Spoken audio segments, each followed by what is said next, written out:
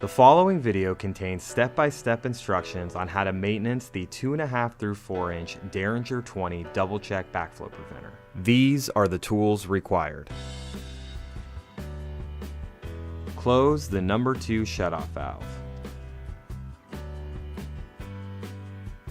Close the number 1 shutoff valve. Open test cock number 4.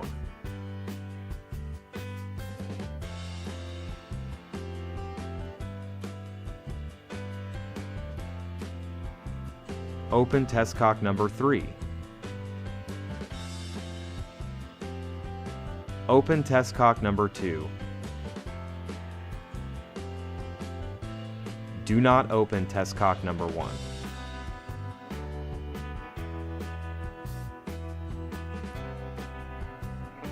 To remove the access cover, use a combo wrench to loosen and remove the 6 cover bolts.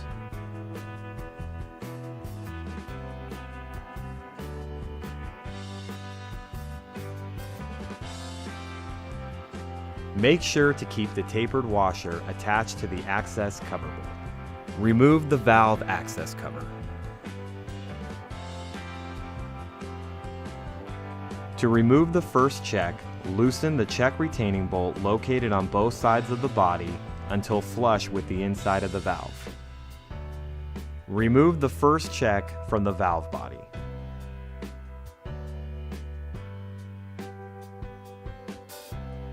Loosen the tower screws with a Phillips head screwdriver. Separate the tower assembly from the seat. If debris is found on the first check seal disc, the check may just be fouled. The debris can be cleaned off to make the check seal properly without having to replace the check seal disc. Use a rag and some water to clean the debris off of the check seal disc.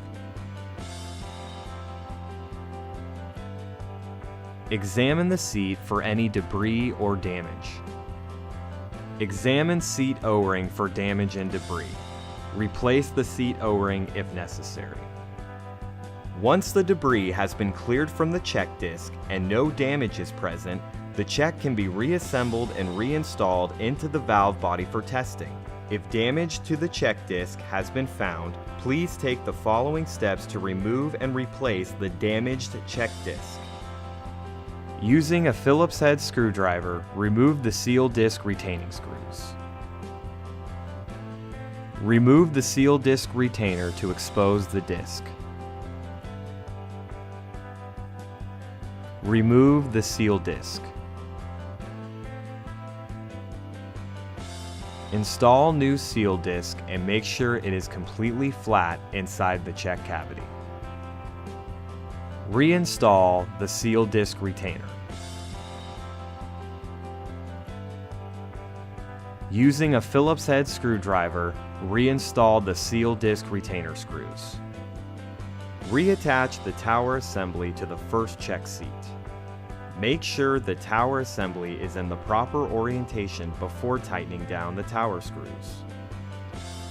Make sure the check seat protrusions are at the top side of the check. Make sure the check spring arms and the tower bosses on the tower assembly are facing upwards to allow the check to swing open downwards during operation. Using a Phillips head screwdriver, retighten the tower screws. To remove the second check, loosen the check retaining bolts located on both sides of the body until flush with the inside of the valve. Use a flathead screwdriver to gently remove the second check from the body.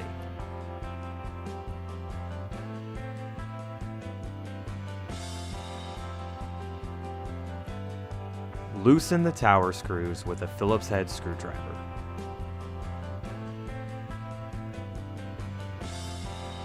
Separate the tower assembly from the seat.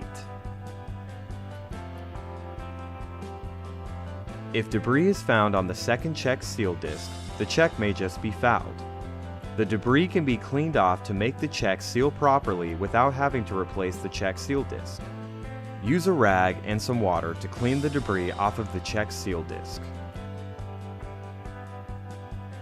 Examine the seat for any debris or damage. Examine seat O-ring for damage and debris. Replace the seat O-ring if necessary. Once the debris has been cleared from the check disc and no damage is present, the check can be reassembled and reinstalled into the valve body for testing. If damage to the check disc has been found, please take the following steps to remove and replace the damaged check disc. Using a Phillips head screwdriver, remove the seal disc retaining screws. Remove the seal disc retainer to expose the disc. Remove the seal disc.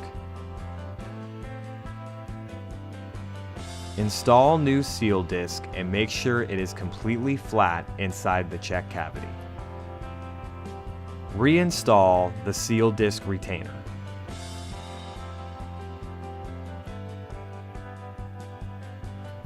Using a Phillips head screwdriver, reinstall the seal disc retainer screws.